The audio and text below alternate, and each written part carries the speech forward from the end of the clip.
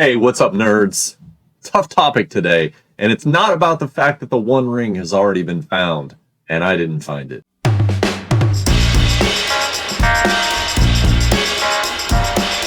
Tough topic today, and I'm not sure how to approach this. I'm going to do the best I can. I've opened some Lord of the Rings cards. I mean, you saw me open that one collector pack if you watched the video. I've opened some set boosters. I've collected quite a few cards toward my attempt at completing a set. There's some things that are still bothering me. And it's a challenging topic, and it's one that I hope you listen through the whole video for. I got to talk about the way race was handled in Lord of the Rings one more time. Now, I can hear the comments coming out of the virtual woodwork. This guy's a racist. Go ahead and make those comments. But for those of you that listen, you're going to hear the truth.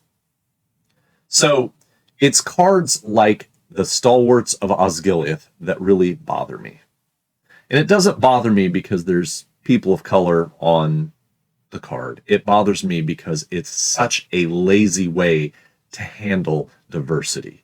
This card is a perfect crayon box of characters. You've got the person of Asian descent, you've got the Caucasian person that may or may not be Hispanic, and you have the black person on the card together. Isn't that perfect? 1, 2, 3, a perfect crayon box. It bothers me because that's the lazy way to handle diversity. It's such a superficial way to tackle things. And yes, the fervor over the race-swapped characters in the set has kind of died down, and thankfully so. But I do have to point out as I open the cards, some cards just, rang wrong.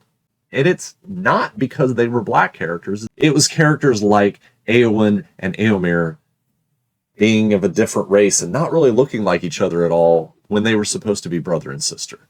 And that is a significant part of the book. I know, these are the kind of comments that people go, this guy's obviously racist.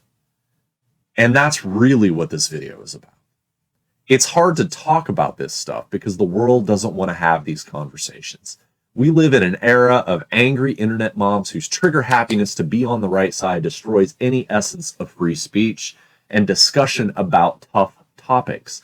Merely mention any of this stuff, and "you're a racist" comments come out of the virtual woodwork. But the truth is, this kind of virtue signaling from big corporate, look, we care, we painted people of color on our game cards, well, it just rings hollow and shallow to me.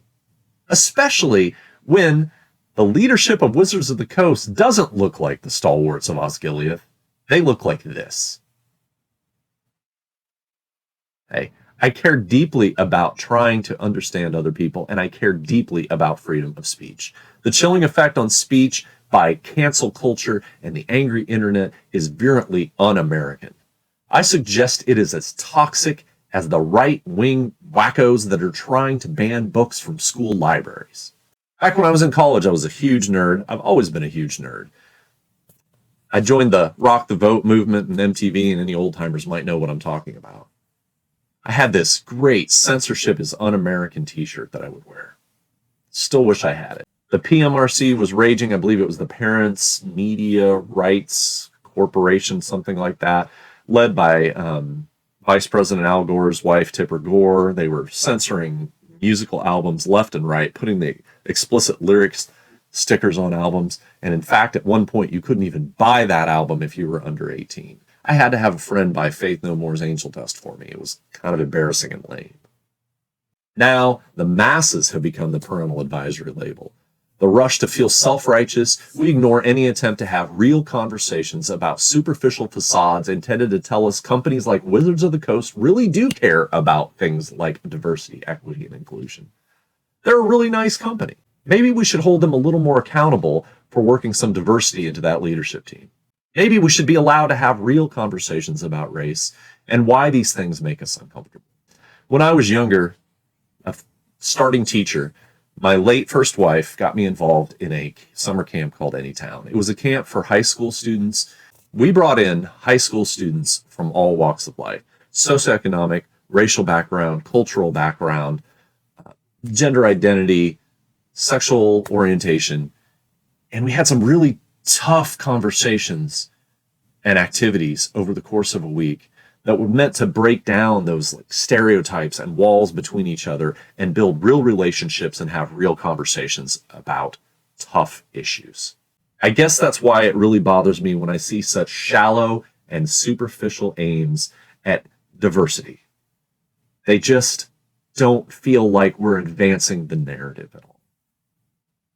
So instead of real relationships, we get cardboard controversy.